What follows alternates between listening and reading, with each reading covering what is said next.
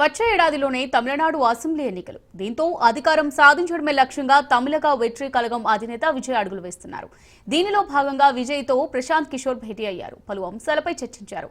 ఇరువురు TVK ADMK పొత్తుపై చర్చలు జరిపినట్టుగా తెలుస్తోంది. ఇందులో భాగంగా ఏపీ కూటమి ఫార్ములాను విజయ్కు ప్రశాంత్ కిషోర్ వివరించినట్టుగా సమాచారం.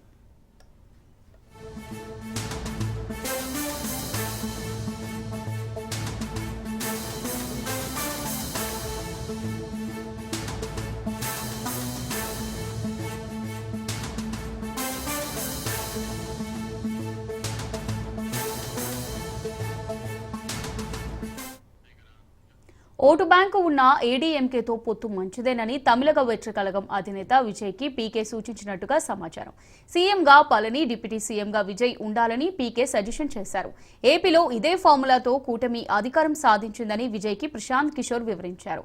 ప్రస్తుతం ఏడీఎంకేకు 25% ఓట్లు, టీవీకేకు 20% ఓట్లు రావచ్చని ప్రశాంత్ కిషోర్ అంచనా వేశారు. దీంతో ఇరు పార్టీలు పొత్తు పెట్టుకుంటే ప్రభుత్వ ఏర్పాటు సులభమని సూచన చేసినట్టుగా తెలుస్తోంది.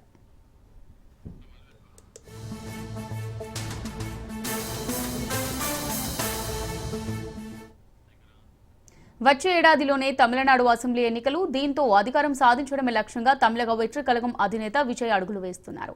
దీనిలో భాగంగా విజయ్తో ప్రశాంత్ కిషోర్ భేటీ అయ్యారు. పలు అంశాలపై చర్చించారు.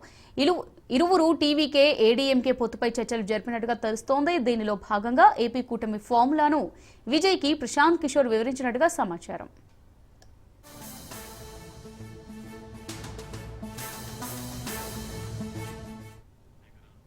ఓటు బ్యాంకు ఉన్న ఏడీఎంకేతో పొత్తు మంచిదేనని తమిళగ వెట్రి కళగం అధినేత విజయ్కి పీకే సూచించినట్టుగా సమాచారం.